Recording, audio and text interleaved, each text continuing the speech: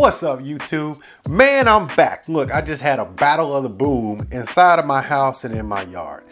I decided, because some of y'all told me that I need to try out the JBL Charge 3. I've been rocking with the JBL Charge 2 for, I don't know, maybe a year or two now.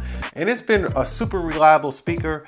It's been plenty loud, had plenty of bass for what I was looking for. And it was kind of small, so it was portable. It was bigger than the Flip. It had more bass, and plus I like these. Oh, I got it right here.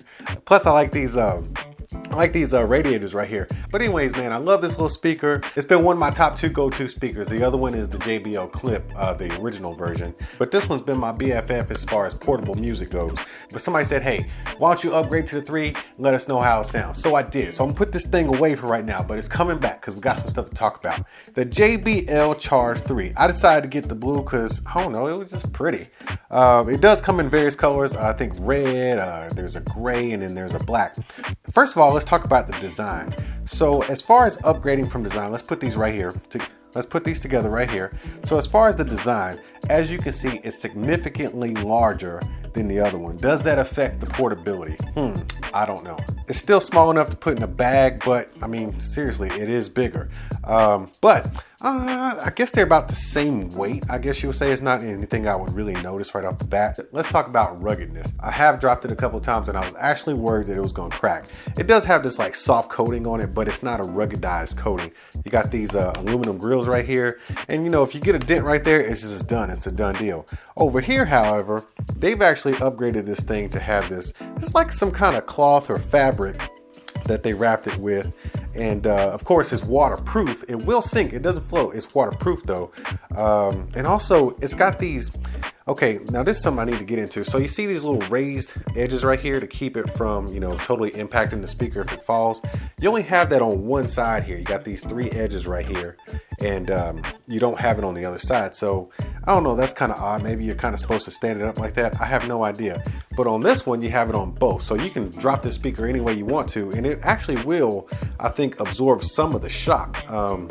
Between not getting any dents in a aluminum speaker grill, because this is actually fabric, and you can see where they have just like a little extra rubber around the lip. It's kind of a clear polyurethane material that goes around both of these edges and on the bottom here. And speaking of the bottom, you actually do have a bigger base than you do in the 2. The 2 is longer, but it's actually wider here. So, you know, the one issue I had was that, you know, it could kind of roll like that. So this one, it actually is a little bit more stable because it has a wider base. As far as build quality, they're both JBL, man. JBL just, I mean, it's excellent build quality. It's just that this one is actually ruggedized. Once again, you got full waterproof. You got your, back here, you got your, you know, your USB ports and stuff like that, your 3.5 millimeter jack.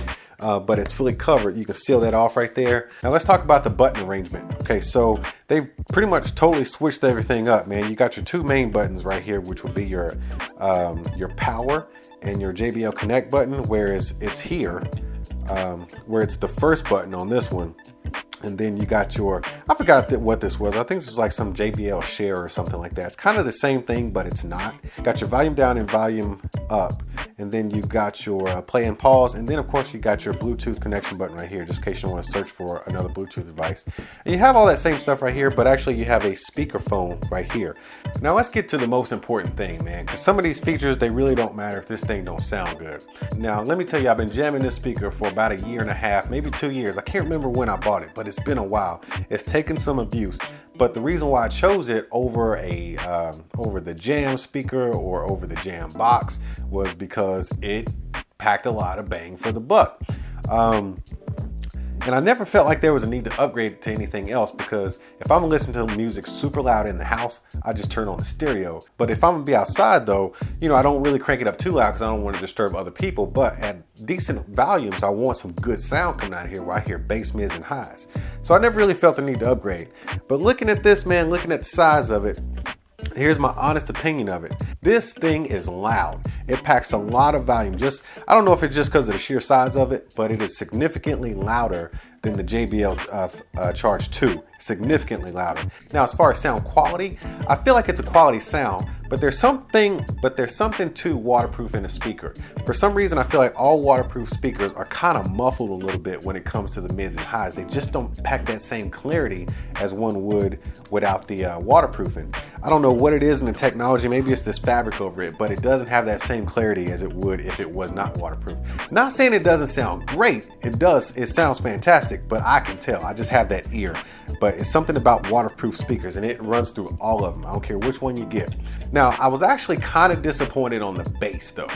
I just feel like it should have the same amount of bass, if not more, because of the sheer size of these drivers. They're just a little bit bigger. I feel like it should have just a little bit more bass. I was actually kind of disappointed in the bass department. I was expecting a little bit more. But once again, the overall sound quality is fantastic, given the fact that it is waterproof. So here's my honest take on this speaker. I love it. I love the design. I didn't think I was going to like the design. I did not think I was going to like this fabric stuff, but this is actually pretty fly, man. I really do like it. As far as the size of it, I still think it's portable, even though it's bigger. It's still a very portable speaker. You can still slide that into the side of or the bottom of a bag. Or actually, you know how some bags have the water bottle pocket on the side. You could probably still squeeze this in there if you wanted to. I think they might be pushing the envelope on that one though. It is bigger. But as far as sound goes, great, fantastic quality sound. But as far as bass goes, I was a little disappointed. I was just expecting more. It's fine. Trust me, it's fine. I was just expecting a little more just because of the size versus this one. I hope that's clear for everybody. So here's the deal. If you've already got a JBL Charge 2, I'm gonna say it's not worth the upgrade. Unless you need some ruggedization and you need some waterproofing, I'm gonna say don't spend the money, man. Save that $150 for something else, because this thing packs plenty of quality sound. It's not as loud. If you need more volume, go for it. Go ahead and spend that money. But if you're actually content with your JBL Charge 2, I wouldn't worry about it. I would not upgrade your speaker. To me, it just wasn't worth the money. But if you don't have one just yet, I would say, look, buy this speaker because it's an excellent speaker. It's the newest one out right now. The build quality is fantastic. I love the waterproofing, even though it's never been a factor for me. I love just knowing that I'm gonna be good if, you know, some water splashes on this thing, or if I actually dump it in a pool or something. But yeah, I love the design of this thing. Sound quality is fantastic. So once again, if you don't already have a JBL Charge 2, go ahead and buy this thing. It's worth the money.